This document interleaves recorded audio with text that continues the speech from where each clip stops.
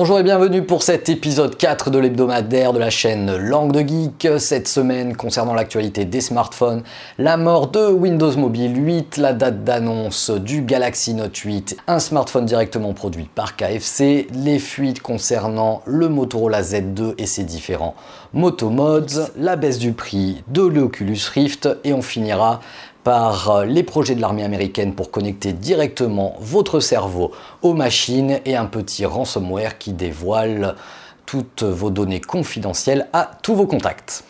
Et bien cette fois-ci c'est officiel, c'est la fin pour Windows Mobile, en tout cas en version 8. Il reste encore quelques smartphones en version 10, mais pour le 8 c'est fini. Après des campagnes marketing catastrophiques, des évolutions des smartphones et des dispositions de mise à jour complètement mal gérées, Microsoft n'a jamais réussi à attirer le monde des développeurs pour développer sur son OS mobile et la mayonnaise n'a vraiment jamais pris comparé à Android et iOS de chez Apple, ce qui fait qu'on se retrouve avec deux mastodontes des smartphones qui sont bien seuls niveau concurrence. Microsoft décide donc de jeter l'éponge pour le moment, reste à savoir s'ils reviendront avec une Surface Phone dans les prochains mois ou les prochaines années.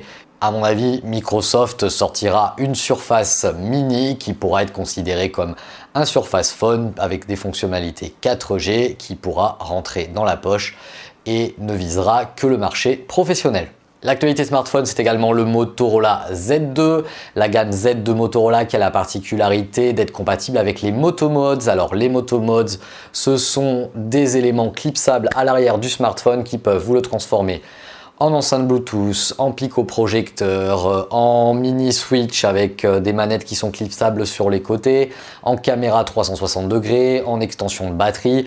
Tout ça c'est très sympa, c'est très original. Je suis content que Motorola persiste dans la chose, mais à mon avis avec des publicités quasiment inexistantes et quand elles existent, elles sont franchement pas terribles de mon point de vue, et des prix des accessoires qui équivalent à la moitié du smartphone quand c'est pas la totalité du smartphone pour le pico-projecteur, ça restera un gros bid commercial, bien que ce soit une très bonne idée, Google ayant complètement abandonné l'idée d'un smartphone modulaire. Moi je t'encourage Motorola, mais en tout cas je t'achèterai pas. Allez, on enchaîne pour des news du Galaxy Note 8 qui devrait être annoncé fin août, la date qui revient souvent étant le 23 août. Pour aller titiller juste avant la sortie de l'iPhone 8 d'Apple, un smartphone qui sera ultra haut de gamme. On parle d'un prix aux alentours des 1000 € à mon avis juste pour la version 64 Go. Des caractéristiques niveau puissance qui s'approcheront tout simplement du Galaxy S8 Plus avec toutes les fonctionnalités du stylet, mais cette fois-ci un double capteur photo comme tous les smartphones haut de gamme des concurrents. Le capteur d'empreinte digitale sera a priori toujours au dos et décalé sur le côté, qui est un petit peu la faiblesse du Galaxy S8. Pour le reste, à suivre des différents leaks, images et vidéos qui vont fuiter un petit peu tout le long du mois d'août. À mon avis, on saura absolument tout du smartphone de toute façon avant la conférence de son annonce. Si tu trouves que 1000 € c'est trop cher pour un smartphone, eh bien sache que KFC annonce également son smartphone en partenariat avec Huawei. On va pas s'étendre sur les caractéristiques, on est sur un smartphone moyen haut de gamme. Je te mets un lien en description de cette vidéo, mais voilà, l'anecdote est rigolote. On peut voir que les partenariats peuvent mener avec n'importe qui, les grands constructeurs de smartphones, et pourquoi pas KFC et demain le téléphone de chez McDo. On enchaîne avec la disponibilité de Google Home, l'enceinte connectée de Google et son assistant vocal Google Assistant.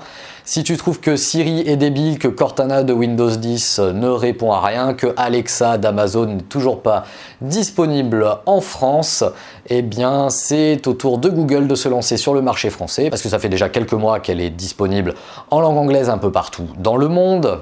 Alors à quoi sert cette enceinte connectée? Eh bien tout simplement tu peux lui demander c'est quoi mon agenda aujourd'hui, lis-moi mes derniers mails, lance-moi une musique de tel artiste, rajoute-moi à ma liste de courses telle chose à acheter, avec plein de fonctionnalités comme ça. Je vous invite à aller sur YouTube, à taper démo Google Assistant. Pour l'instant c'est pas mal de démos en anglais, mais à partir du 3 août où l'enceinte sera donc disponible en France au prix quand même carabiscoté de 149 €, je pense que vous aurez plein de démos en français et je compte en acheter une et de faire une petite démo sur cette chaîne. Allez, on enchaîne par une petite news sur Windows 10 qui devrait permettre dans une prochaine mise à jour de limiter la bande passante occupée par Windows Update. Je sais que pour ceux qui ont des connexions pourries ADSL, n'est-ce pas Maléficio, c'est très handicapant d'avoir un Windows Update qui vous prend absolument tout le débit internet de la baraque pour vous faire une mise à jour pendant que vous essayez désespérément de regarder un stream ou de télécharger un film ou un jeu. Et bien voilà, vous pourrez enfin avoir une petite jauge, c'est pas trop tôt sur Windows, vous permettant de dire t'es gentil Windows, mais tu vas me prendre 1% de ma connexion internet pour faire ta mise à jour, qui au passage m'apporte pas grand chose niveau nouveauté. On peut pas dire que Paint 3D dans la mise à jour de mars c'était extraordinaire. Et en parlant de débit internet tout pourri, un article sur 01net nous relate le fait que la 4G fixe devrait arriver dès la rentrée. Qu'a priori, il faudra s'équiper d'une petite antenne 4G réceptrice directement dans votre logement, en plus de la box internet. C'était pas le cas pour l'instant sur l'offre que proposent Orange et Bouygues, dont j'ai parlé la semaine précédente, où il y a 2 épisodes dans l'hebdomadaire. À mon avis, en septembre, la 4G fixe va être lancée un petit peu par tous les opérateurs pour pallier au déploiement de la fibre qui ne va jamais assez vite pour toutes les personnes qui, pour l'instant, n'ont pas accès à la fibre et ne sont pas prêtes de l'avoir, même si les objectifs sont toujours pour 2022 pour un maximum d'agglomération. Vous êtes sûr que dans un bled paumé ou à la campagne, la 4G fixe sera votre unique solution de montée en débit. À une toute petite news sur l'Oculus Rift qui passe à seulement entre guillemets 449 € avec inclus les 2 manettes Oculus Touch, à savoir que quand c'est sorti ça coûtait en tout cas en dollars, 600 $ pour l'Oculus Rift version finale, donc la version CV1, plus 150 $ pour les manettes. Et bien actuellement, vous les avez à 449 € pour le casque plus les 2 manettes, et je vous assure que vous jouez à un jeu avec les 2 pistolets du style Robo Recall que j'ai testé à la Fnac. C'est vraiment exceptionnel les sensations avec 2 pistolets par rapport à une manette ou un clavier souris. On s'y croit vraiment. Si vous avez l'occasion, essayez-le dans un magasin. Et pour 449 €, on est sur le prix du casque sur PlayStation 4 Pro ou PlayStation 4 tout court d'ailleurs. Enfin, si vous avez la chance d'avoir votre PlayStation 4, pas comme moi où Mondial Relais m'a perdu le colis par exemple. Je vous invite à essayer ou à acheter ce casque, les sensations sont vraiment extraordinaires. Et encore une fois, en octobre, au vu de cette baisse de prix, on est à peu près sûr qu'il y aura une nouvelle version de ce casque qui sera certes bien plus cher, mais avec encore une meilleure qualité visuelle et peut-être plus d'accessoires sur les sensations physiques. Si l'Oculus ne te suffit pas, sache que l'armée américaine a lancé 6 programmes pour directement connecter ton cerveau pour qu'il communique avec les machines. Alors dans l'article, on t'explique qu'il y a une boîte qui fait des espèces de neurograins, c'est des petites cellules gros comme des grains de sel que on va te mettre à l'intérieur du cerveau et qui vont communiquer sans fil.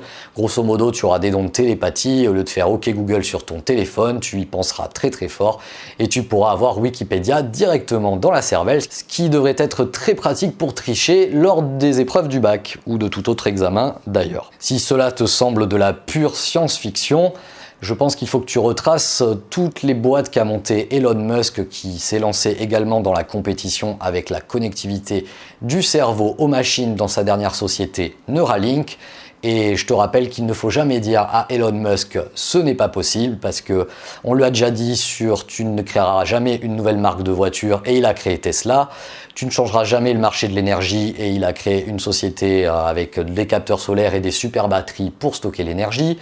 Tu n'iras jamais sur Mars et pour l'instant il en est à déjà vendre des satellites et ravitailler la station internationale à la NASA avec sa propre boîte qu'il a façonnée de ses mains.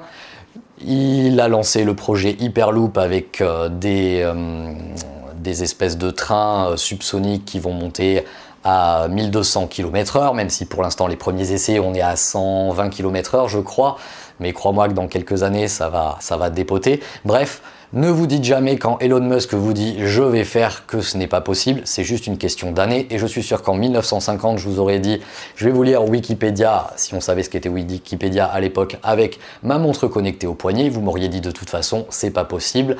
Pareil pour l'Oculus Rift ou toutes les choses que vous utilisez actuellement, essayez de remonter quelques dizaines d'années en arrière, ça aurait été de la science-fiction ou du cinéma. Même un widget que vous utilisez tous les jours sur votre smartphone, on l'aurait vu comme de la science-fiction il y a quelques années. On terminera avec un petit ransomware qui s'appelle LeakLocker qui sévit actuellement sur Android, qui a priori s'installe en n'exploitant aucune faille informatique, mais simplement les droits, vous savez les petits droits que vous autorisez quand vous installez une application et que vous mettez oui, oui, oui, oui sans rien lire. Eh bien ce petit LeakLocker va prendre vos contacts, vos SMS échangés, vos cookies de surf de Chrome et va vous demander 50 $, ou alors il va prendre tout votre carnet d'adresses et envoyer tout ce que vous avez fait avec votre smartphone à tout votre carnet d'adresses. Alors si vous n'avez rien à cacher, aucun problème. Si vous faites des choses un petit peu craignos avec votre smartphone ou que la chose vous inquiète, vous serez peut-être amené à payer la chose. Tout ça pour dire que déjà quand ça vient du propre market de votre système d'exploitation, déjà les applications peuvent être corrompues. Alors si vous la trouvez sur un forum pirate de on ne sait où, méfiez-vous de ce que vous pouvez trouver dans l'installateur de cette application.